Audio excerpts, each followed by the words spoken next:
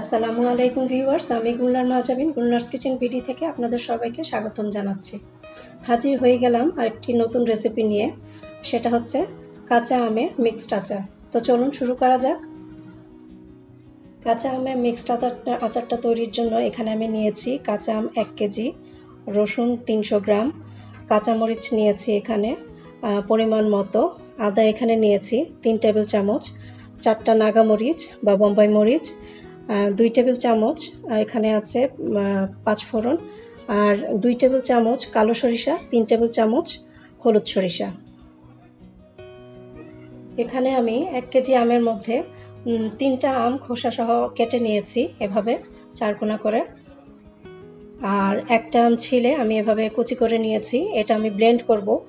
এই আমটা আর আদা, সরিষা এবং কাঁচামরিচ, এই 4টা জিনিস আমি একত্রে ব্লেন্ড করে নিব। আর এখানে 5 ফোড়ন আছে, সেটা আমি টেলে 4টা শুকনো মরিচের সাথে একসাথে টেলে এটা গুঁড়া করে নিব। বাকি যা লাগবে আমি রান্নার সময় বলে দিব।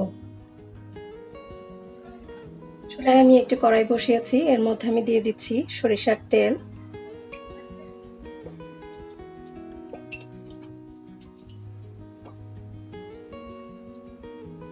এখানে আমি 1.5 কাপ পরিমাণ সরিষার তেল দিলাম। তেলটা গরম হয়ে গেছে, এর মধ্যে আমি দিয়ে দিচ্ছি একটা তেজপাতা 2 টুকরা করে দিলাম।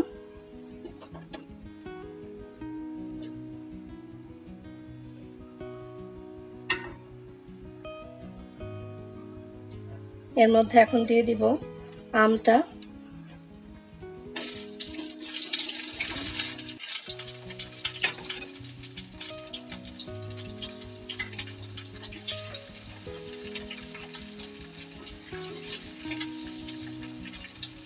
সাথে দিয়ে দিচ্ছি রসুনটা,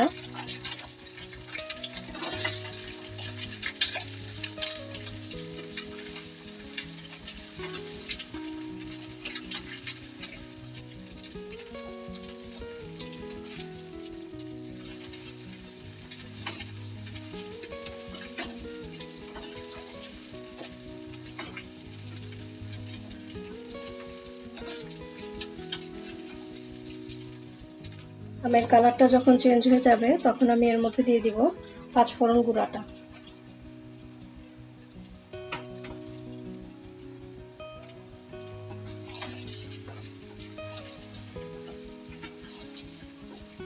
এর মধ্যে এখন দিয়ে দিব আধা চা চামচ হলুদের গুঁড়া,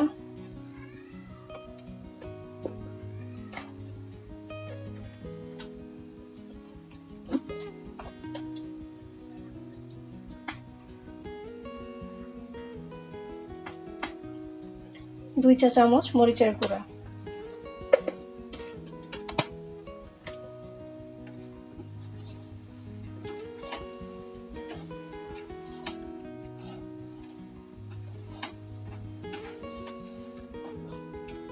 এখন আমি এর মধ্যে ব্লেন্ড করা কাঁচা আমটা দিয়ে দিব, কাঁচা আমের মিশ্রণটা।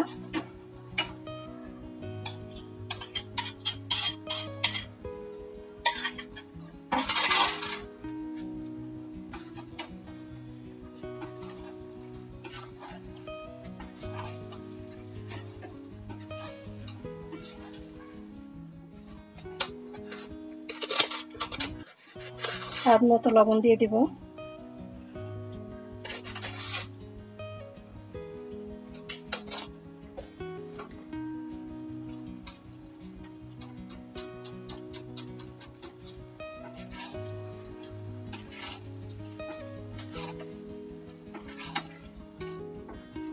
দিয়ে দিব এখানে 4 টেবিল চামচ চিনি,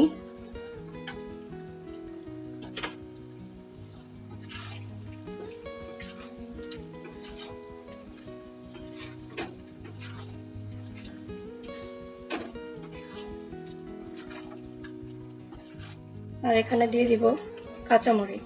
কাঁচামরিচগুলো দেওয়ার সময় এখানে একটু আমি এই জায়গাটা একটু কেটে দিয়েছি সবগুলো কাঁচামরিচ।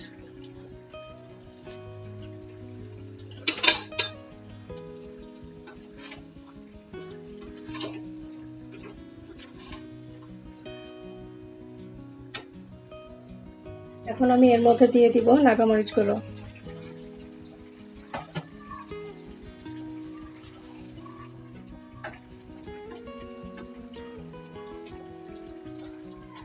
এখন আমি এর মধ্যে দিয়ে দিব সিরকা, যেন আচারটা সংরক্ষণ করে খাওয়া যায়।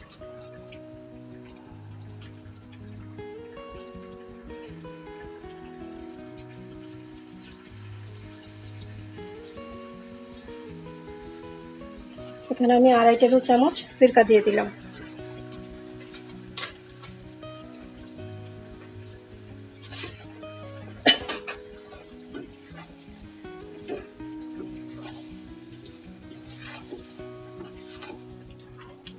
আচারটা তৈরি হয়ে গেছে, এখন আমি এটা নামিয়ে নেব। তৈরি হয়ে গেছে কাঁচা আমের মিক্সড আচার। আশা করি আপনাদের কাছে ভালো লাগবে এবং আপনাদের এটা টেস্ট করে দেখার জন্য অবশ্যই বানিয়ে খেতে হবে। তো রেসিপিটা যদি আপনাদের ভালো লেগে থাকে প্লিজ লাইক, কমেন্ট, শেয়ার এবং সাবস্ক্রাইব করবেন। ভালো থাকবেন। আল্লাহ হাফেজ।